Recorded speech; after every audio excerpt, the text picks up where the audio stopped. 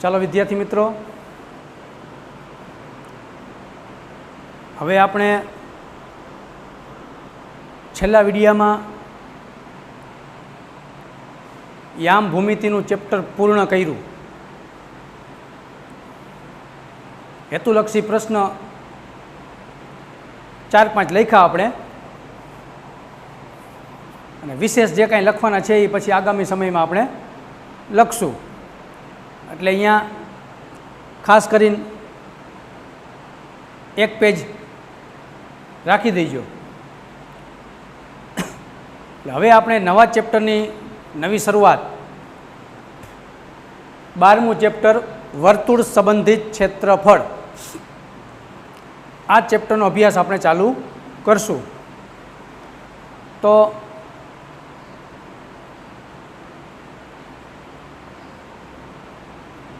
આ ચેપ્ટરની અંદર વર્તુળનો પરિઘ, પરિઘ કહેતા પરિમિતિ બે એક જ, પછી વર્તુળનું વૃત્તાંશ અને વર્તુળનો વૃત્તખંડ, વૃત્તાંશ અને વૃત્તખંડ અને વર્તુળનો પરિઘ, આવા મુદ્દાઓની આપણે આ ચેપ્ટરમાં ચર્ચા કરશું.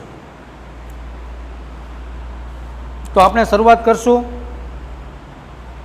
વર્તુળનો પરિઘ એટલે કે વર્તુળની પરિમિતિ.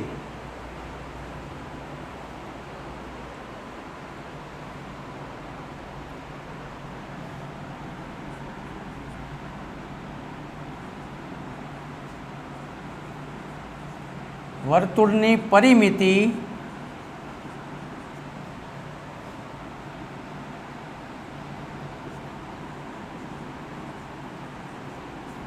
એટલે કે પરિઘ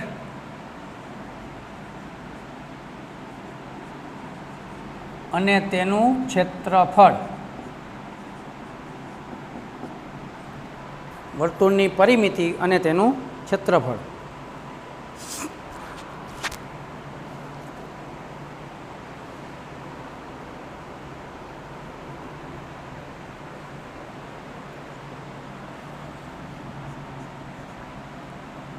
તો પહેલો મુદ્દો છે વર્તુળની પરિમિતિને વર્તુળનો પરિઘ કહે છે.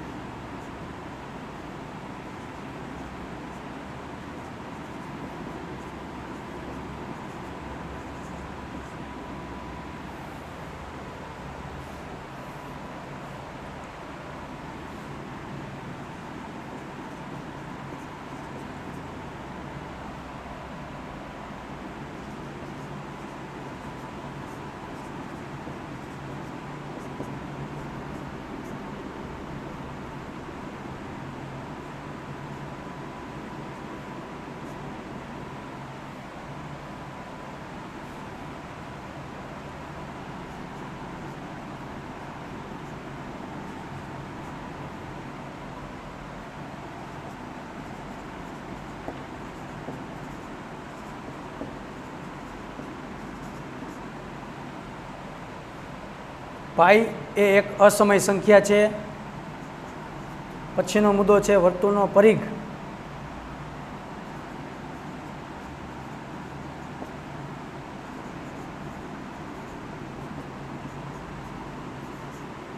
બરાબર પાઈ ડી.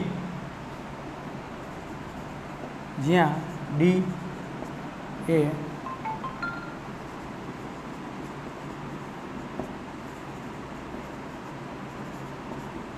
વર્તુળનો વ્યાસ છે.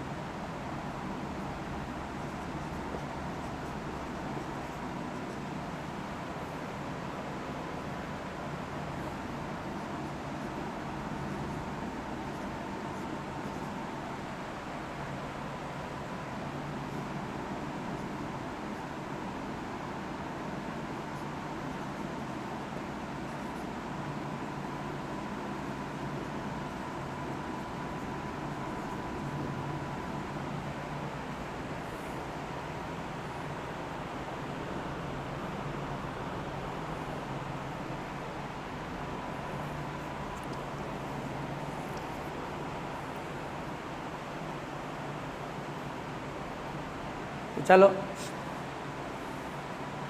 પહેલાં આટલા મુદ્દા આપણે સમજીએ.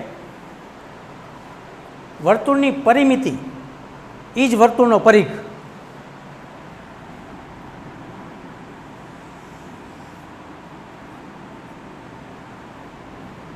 આ વર્તુળ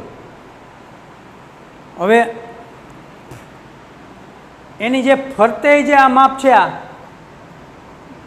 એની ફરતેનું જે માપ છે, જેમ આપણે ચોરસ હોય, ચોરસ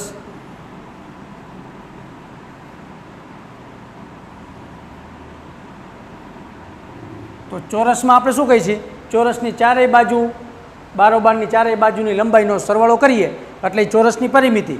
પરિમિતિ એ જ પરિઘ. તો વર્તુળમાં એ જ રીતે, વર્તુળમાં એની બહારની જે લંબાઈ થાય, બહારની આખી જે લંબાઈ થાય સેન્ટીમીટરમાં કે મીટરમાં, એ વર્તુળનો પરિઘ કહેવાય અથવા તો વર્તુળની પરિમિતિ કહેવાય. તો વર્તુળની પરિમિતિ એ જ પરિઘ અને તેનું ક્ષેત્રફળ, એની આપણે ચર્ચા કરીએ તો એમાં પહેલો મુદ્દો છે વર્તુળની પરિમિતિ ને વર્તુળનો પરિઘ કહેવાય. પરિમિતિને વર્તુળનો પરિઘ કહેવાય. પરિઘ એ જ પરિમિતિ. હવે બીજો મુદ્દો વર્તુળના પરિઘ અને વ્યાસનો ગુણોત્તર. જોજો, વર્તુળના પરિઘ અને વ્યાસ એ બેયનો ગુણોત્તર અચળ છે. વર્તુળના પરિઘ અને તેના વ્યાસ બેયનો ગુણોત્તર અચળ છે. તો આ વર્તુળનો પરિઘ ફરતે અને વ્યાસ એટલે વર્તુળના કેન્દ્રમાંથી પસાર થતી મોટામાં મોટી જીવા, આ કેન્દ્રમાંથી પસાર થઈ આ મોટામાં મોટી જીવા હંમેશા વર્તુળના કેન્દ્રમાંથી જ પસાર થાય.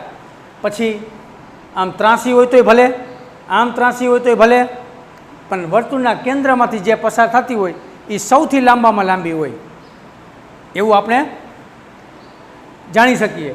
કારણ કે કેન્દ્ર સિવાય તમે ગમે ત્યાંથી પસાર કરશો એટલે એ સેજ નાની જ બનશે. અહીંયાથી પસાર કરો કેન્દ્રથી સેજ નીચે એટલે એ નાની, એથી કેન્દ્રથી જેમ દૂર જાઓ એમ જીવા છે એ નાની થતી જાય. બાકી તો આ જીવા જ કહેવાય. આ છે ને, આ એ પણ એક વર્તુળની જીવાત છે. આ એક વર્તુળની જીવાત છે. પણ વર્તુળના કેન્દ્રમાંથી જે પસાર થાય એ સૌથી મોટી જીવા હોય અને એને કહેવાય વર્તુળનો વ્યાસ. એને શું કહેવાય? વર્તુળનો વ્યાસ.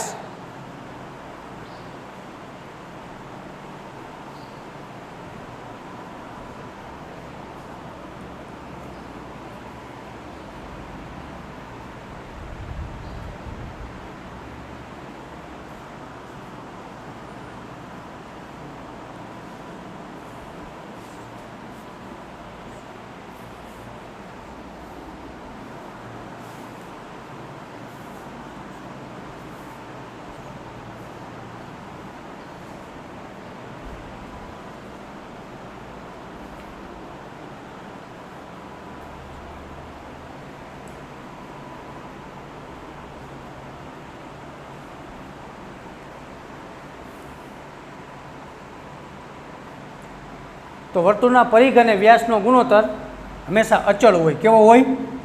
અચળ છે. એ ક્યારેય બદલે નહીં. વર્તુળના પરિઘ અને એના વ્યાસનો ગુણોત્તર કોઈ દિવસ બદલે નહીં, એટલે અચળ છે, જેને ગ્રીક અક્ષર પાઈ વડે દર્શાવવામાં આવે છે. પાઈ. જોકે આપણે એ આગલા ધોરણમાં આપણે એનો અભ્યાસ પાઈ વિશે આપણે જાણીએ છીએ. પાઈની કિંમત 22/7 અથવા તો 3.14. 22ને 7 વડે ભાંગો એટલે 3.14 આવે.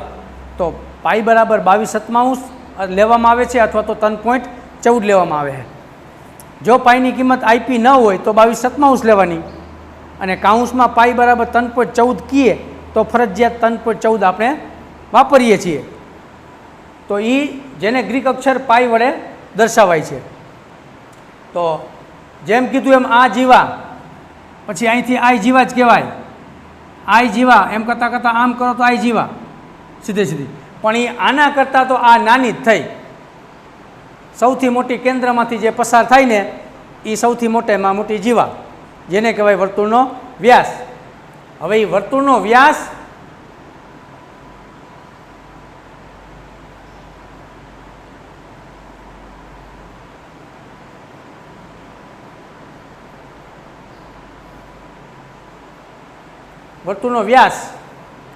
વ્યાસ છે એ વર્તુળની ત્રિજ્યા કરતાં બમણો હોય.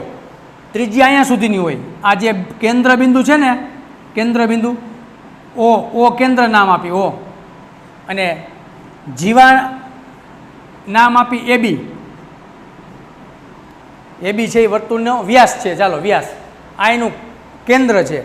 તો આપણે ખાલી જાણી લઈ કે આમાંથી ઓ એ અથવા તો ઓ બી કોઈ પણ એક એ વર્તુળની ત્રિજ્યા બને. વ્યાસની અડધી અહીંયા સુધીની આ આર, ત્રિજ્યા આર. આ બાજુનું લેખો તો એ આર. એટલે આપણે કહી શકીએ ઓ એ બરાબર ઓબી બરાબર ત્રિજ્યા આર. ઓ એ બરાબર ઓબી બરાબર ત્રિજ્યા આર. આ ઓ એ અને ઓબી એ બે વર્તુળની ત્રિજ્યા જ છે, અને એના તમે ડબલ કરો એટલે કે આખે આખો એબી, તો એ છે વર્તુળનો વ્યાસ બને, જેને સંજ્ઞા આપી છે ડી. શું સંજ્ઞા આપી છે? ડી. ડી છે એ વર્તુળનો વ્યાસ છે. જેમ ત્રિજ્યાને આર કહેવામાં આવે છે એમ વર્તુળના વ્યાસને ડી વડે દર્શાવવામાં આવે છે.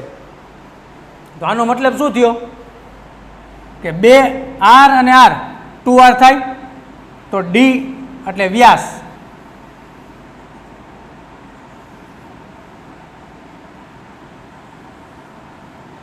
ડી બરાબર 2r થાય. 2 ગુણ્યા આર. વ્યાસ વર્તુળનો વ્યાસ બરાબર 2 ગુણ્યા ત્રિજ્યા 2r, 2 ગુણ્યા આર. વર્તુળનો વ્યાસ બરાબર 2r બને. વાસ્તવમાં તો કેન્દ્રથી બસ આટલું જ, એક બાજુનું એ જ ત્રિજ્યા છે.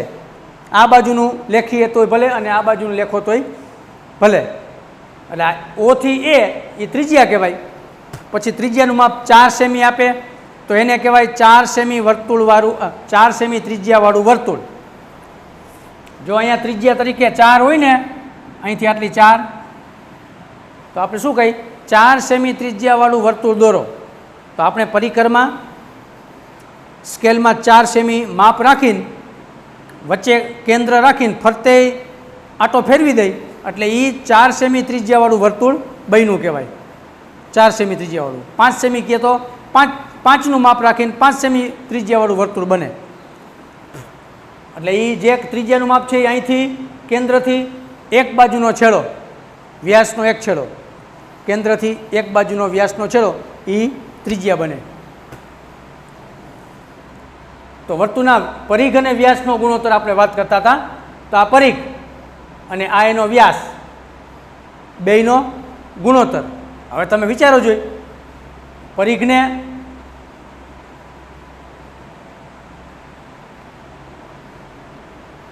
એટલે કે પરિઘ અને વ્યાસ આ બેયનો ગુણોત્તર થયો. પરિઘના છેદમાં વ્યાસ બરાબર પાઈ, બરાબર પાઈ. હવે આ પાઈ આવ્યું કેવી રીતે? તો એ આપણે સામે જ છે. પરિઘને શું કહેવાય? પરિઘને આપણે સમજીએ. પરિઘને શું કહીશું આપણે? જો આ રહ્યું વર્તુળનો પરિઘ બરાબર પાઈ ડી છે, એનું સૂત્ર છે. અથવા બીજું સૂત્ર છે વર્તુળના પરિઘનું 2πr. 2πr આનો મતલબ શું થયો? આ પાઈ તો આમાંય પાઈ, આમાં ડી છે તો આમાં 2 અને r છે. એનો મતલબ થયો ડી બરાબર 2r. તો અહીંયા મેં તમને કીધું ડી બરાબર 2r છે. ડી બરાબર 2r બે એક જ, કાં ડી મૂકીએ. જો એમાં વ્યાસ, દાખલામાં વ્યાસ આપ્યો હોય અને પરિઘ શોધવાની વાત આવે તો આ સૂત્ર સીધું મૂકી દેવાય, પાઈ ડી. પછી કાંઈ વ્યાસની અડધી ત્રિજ્યા કરવા ન જવાય. જો ત્રિજ્યા આપે તો સીધું આ સૂત્ર મુકાય, 2πr. આપણે પરિઘ શોધવાનો, પરિઘ એટલે પરિમિતિ શોધવાની વાત આવે દાખલામાં, તો એમાં ત્રિજ્યા આપી છે કે વ્યાસ આપ્યો છે એ જોવાનું. વ્યાસ છે એ ત્રિજ્યા કરતાં બમણો હોય અને ત્રિજ્યા છે એ વ્યાસની અડધી હોય.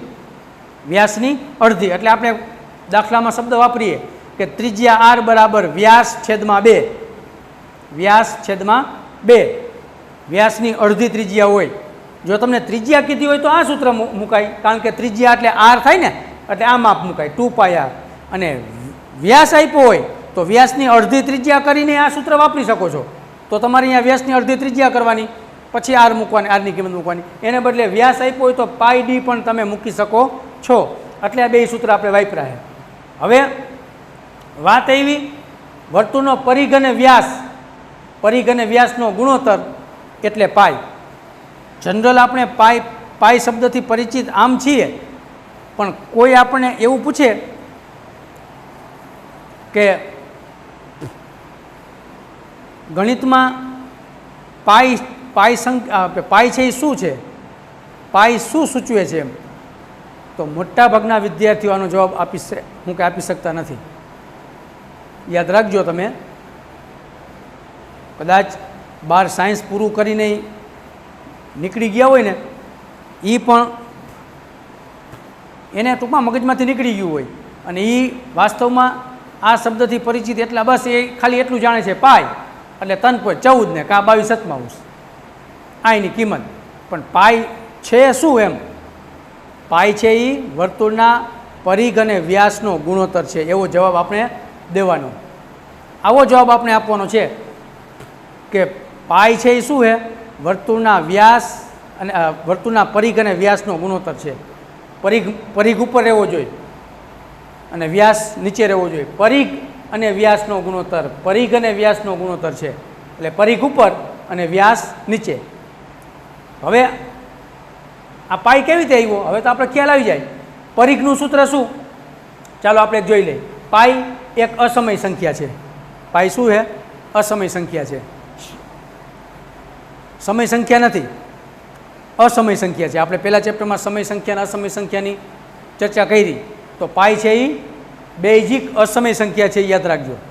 પાઈ એક અસમય સંખ્યા છે. પછી વર્તુળનો પરિઘનું સૂત્ર મૂકવું, પાઈ ડી. વર્તુળના પરિઘનું સૂત્ર છે પાઈ ડી, જ્યાં ડી એ વર્તુળનો વ્યાસ છે. ડી છે એ શું છે? વર્તુળનો વ્યાસ છે. આ ડી છે એ. પછી બીજું સૂત્ર વર્તુળના પરિઘનું, કારણ કે ત્રિજ્યા આપી હોય ત્યારે શું કરવાનું? તો કે ત્રિજ્યા આપી હોય ત્યારે સૂત્ર આ મૂકવાનું વર્તુળના પરિઘનું, 2πr. પરિઘનું સૂત્ર 2πr, જ્યાં r, એમાં r છે એ વર્તુળની ત્રિજ્યા છે. આર છે એ વર્તુળની ત્રિજ્યા છે. એટલે આ બે સૂત્ર છે, વર્તુળના પરિઘના બે સૂત્ર. પછી એવી રીતે વર્તુળના ક્ષેત્રફળના બે સૂત્ર છે. એક છે પાઈ આર વર્ગ, એમાં આર છે એ વર્તુળની ત્રિજ્યા. આ સૂત્ર આપણે 9માં 8માં ક્યાંક ક્યાંક આવી જાય છે આ સૂત્ર, વર્તુળનું ક્ષેત્રફળનું પાઈ આર વર્ગ. હવે બીજું સૂત્ર આરને બદલે વ્યાસના રૂપમાં હોય તો કે પાઈ ડી વર્ગના છેદમાં 4. પાઈ ડી વર્ગ છેદમાં 4, આ બીજું સૂત્ર, જ્યાં ડી એ વ્યાસ છે, તો એમાંય ડી છે એ વ્યાસ છે. તો આ ચારે ચાર સૂત્ર બે પરિઘના, વર્તુળના પરિઘના, બે વર્તુળના ક્ષેત્રફળના, ચારે ચાર સૂત્ર કમ્પ્લીટ અહીંથી આપણી શરૂઆત થશે. આ એનું બેઝિક છે, વર્તુળની પરિમિતિ, વર્તુળનો પરિઘ, અને વર્તુળનો પરિઘ અને વ્યાસનો ગુણોત્તર અચળ હોય, જેને ગ્રીક અક્ષર પાઈ વડે દર્શાવાય છે. એવી વાત આપણે રજૂ કરી. એના ઉપરથી આપણે બેનો ગુણોત્તર મૂક્યો, પરિઘના છેદમાં વ્યાસ બરાબર પાઈ, અને પાઈ એક અસમય સંખ્યા, પછી આ ચાર સૂત્ર. આટલી શરૂઆત કર્યા પછી હવે આ ચારે ચાર સૂત્ર એકદમ વ્યવસ્થિત શરૂઆત અહીંથી કરજો નવા ચેપ્ટરની. અને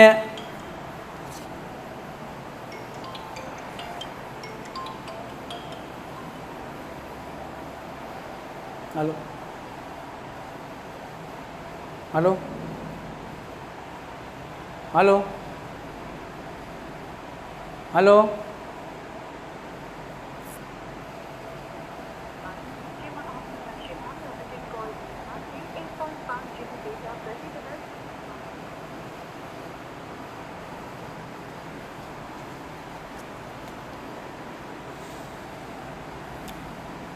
તો હવે આપણે મેન વાત કરવી છે, આ પાઈ કેવી રીતે આવ્યો? પરિઘ અને વ્યાસ એનો ગુણોત્તર ને. તો પરિઘ અને વ્યાસના સૂત્ર લઈ લઈએ તો આપણે ખ્યાલ આવી જશે. વર્તુળના પરિઘમાં કયું સૂત્ર લઈશું આપણે? આ પરિઘની જગ્યાએ મૂકશું પાઈ ડી પરિઘ, અને વ્યાસ એટલે ડીને શું કહેવાય? વર્તુળનો વ્યાસ છે જે ડી છે. તો છેદમાં વ્યાસ છે ને, તો વ્યાસની જગ્યાએ ડી મૂકી, આ ડી અને આ ડી બે ગયા, શું વધ્યું? પાઈ. અથવા આપણે આ સૂત્ર મૂકી પાઈ ડીને બદલે પરિઘનું શું મૂકશું? 2 પાઈ આર. શું મૂકશું? 2 પાઈ આર. 2 પાઈ આર એટલે પરિઘ, અને છેદમાં વ્યાસ એટલે, તો એ તમને કહી દઉં, વ્યાસ એટલે વ્યાસ ડી એટલે 2r, 2 ગુણ્યા ત્રિજ્યા. એમાં આપણે 2r મૂકી, 2r. એમાં 2 ગયા, r ગયા, શું વધ્યું? પાઈ. આ પાઈ. એટલે આપણે વાત કરી છે કે પરિઘ અને વ્યાસ એનો ગુણોત્તર કરીએ ને એટલે પાઈ મળે. તો આપણે કોઈ પૂછે કે પાઈ શું છે, તો કહેવાનું કે ભાઈ વર્તુળનો પરિઘ અને વ્યાસનો ગુણોત્તર છે. વર્તુળના પરિઘ અને વ્યાસનો ગુણોત્તર છે પાઈ છે એ. અને જે અચળ છે, કોઈ દિવસ એનું મૂલ્ય બદલાતું નથી. ત્રિજ્યામાં ગમે તેવા ફેરફાર થાય, વ્યાસમાં ગમે એ ફેરફાર, ગમે એ વ્યાસ મૂકો, પણ એના ગુણોત્તરમાં ફેરફાર થતો નથી. એટલે એવો એ ગ્રીક શબ્દ છે પાઈ.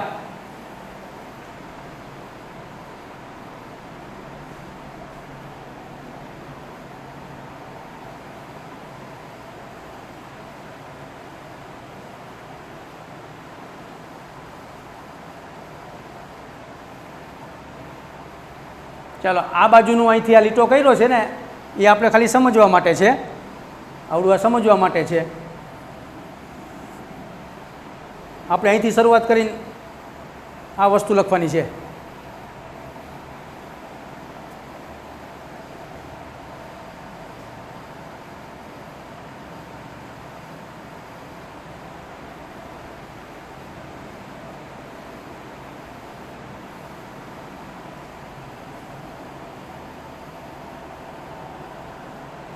ચાલો, આ પૂર્ણ કર્યા પછી હવે વર્તુળની અર્ધ પરિમિતિ આપણે જોશું.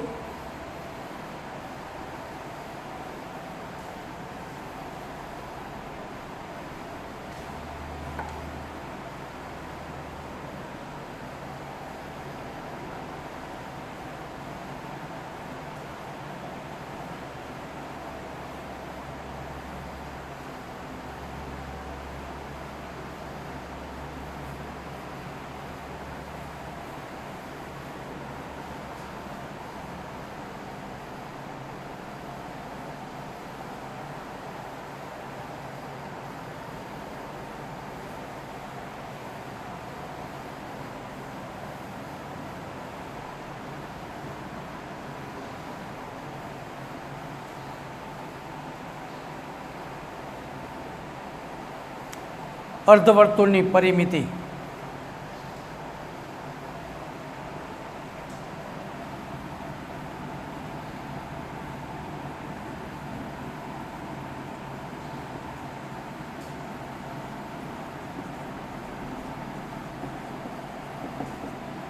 અર્ધવર્તુળની પરિમિતિ.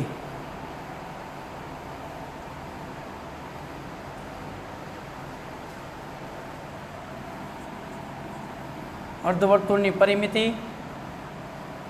બરાબર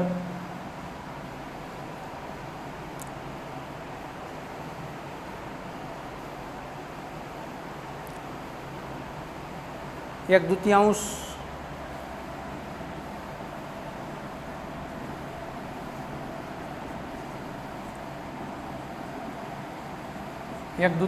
કૌંસમાં 2πr વત્તા 2r બરાબર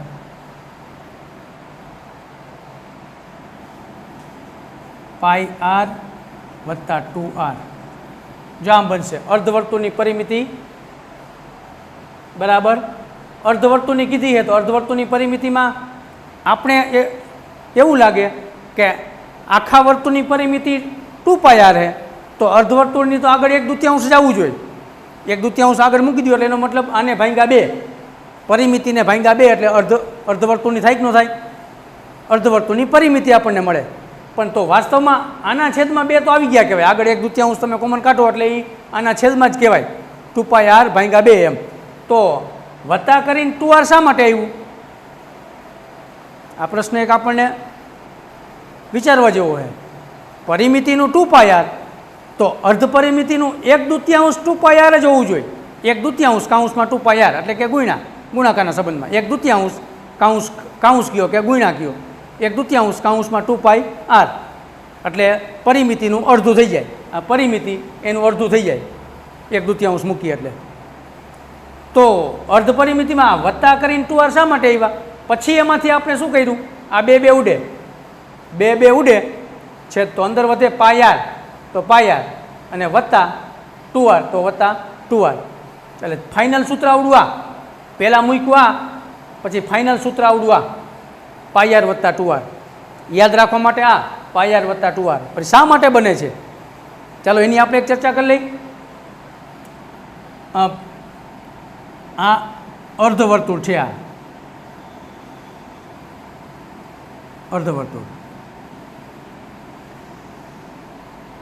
અર્ધવર્તુળ છે.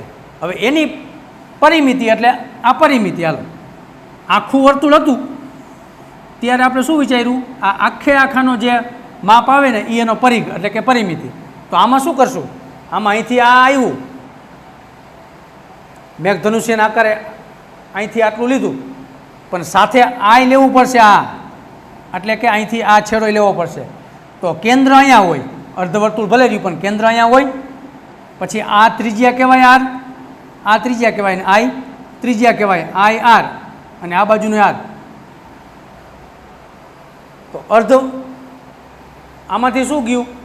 2 ઉડ્યા એટલે πr વધ્યું હતું એ આ πr અને વત્તા 2r ક્યાં થયા? r પ્લસ r એટલે 2r. તો અર્ધવર્તુળની પરિમિતિમાં આવશે πr વત્તા 2r i r અને i r. આ રીતે બને છે. એટલે અર્ધવર્તુળની પરિમિતિ આ રીતે બને છે. હવે આ એક સૂત્ર લખી છીએ. હવે પછીના વિડીયોમાં આપણે આગળના સૂત્ર છે એ લખશું.